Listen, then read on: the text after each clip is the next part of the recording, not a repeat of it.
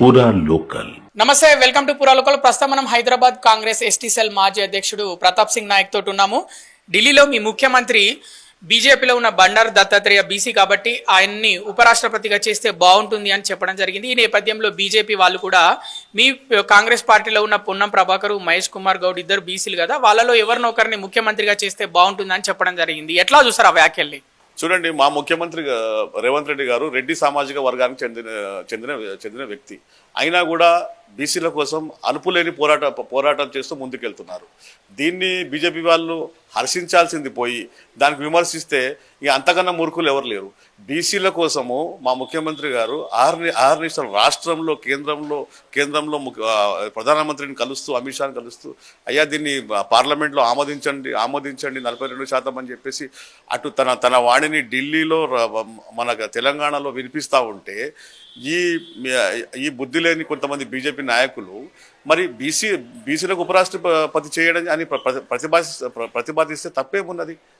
ఎందుకు చెప్తున్నానంటే, మా ముఖ్యమంత్రి రేవంత్ రెడ్డి గారు రెడ్డి సామాజిక వర్గానికి చెందిన వ్యక్తి అయినా తన రెడ్డి కులం కోసం కాకుండా బీసీల కోసం అతను పోరాడుతుంటే ఈరోజు బీజేపీ వాళ్ళు బీఆర్ఎస్ వాళ్ళు తట్టుకోలేకపోతున్నారు. ఎందుకంటే మొత్తం తెలంగాణ దేశ రాష్ట్ర చరిత్రలో 42% బీసీలకు చేయడం అనేది ఒక చారిత్రాత్మక నిర్ణయం.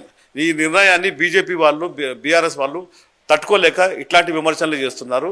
తప్పకుండా బండారు దత్తాత్రేయ గారు బీసీ సామాజిక వర్గానికి చెందిన వ్యక్తి కాబట్టి అతనికి తప్పకుండా ఉపరాష్ట్రపతి పదవి చెందాలి. ప్లస్ రాష్ట్రంలో ఇక ముందు ఫ్యూచర్లో బీసీలకు అవకాశం ఇస్తారేమో కాంగ్రెస్ పార్టీ. దానికి మరి కొంచెం వేచి ఉండాల్సిన సమయం ఉంది. మా పార్టీ నిర్ణయాలు కూడా మీరే తీసుకుంటారా? ఇది అన్యాయం కదా.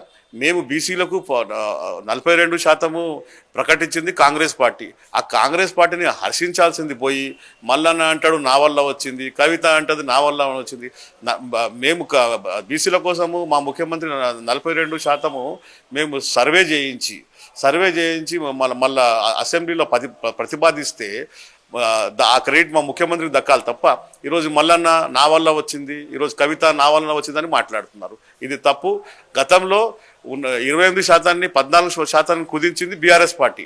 సిగ్గు లేకుండా మళ్ళీ బీఆర్ఎస్ వాళ్ళు ఏం మాట్లాడుతున్నారు?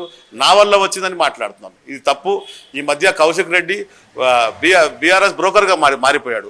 ప్రతిపక్షంలో బీఆర్ఎస్ పార్టీ నుంచి మాట్లాడే వాళ్ళు ఎవరు లేరు, తన వాడిని వినిపించే వాళ్ళు ఎవరు లేరు. కాబట్టి ఈరోజు కౌశిక్ రెడ్డిని బీఆర్ఎస్ పార్టీ వాడుకుంటుంది తప్ప అట్లాంటిది ఏమీ లేదు. ఇప్పుడు బీఆర్ఎస్ పార్టీ కానీ బీజేపీ పార్టీకి కానీ బీసీల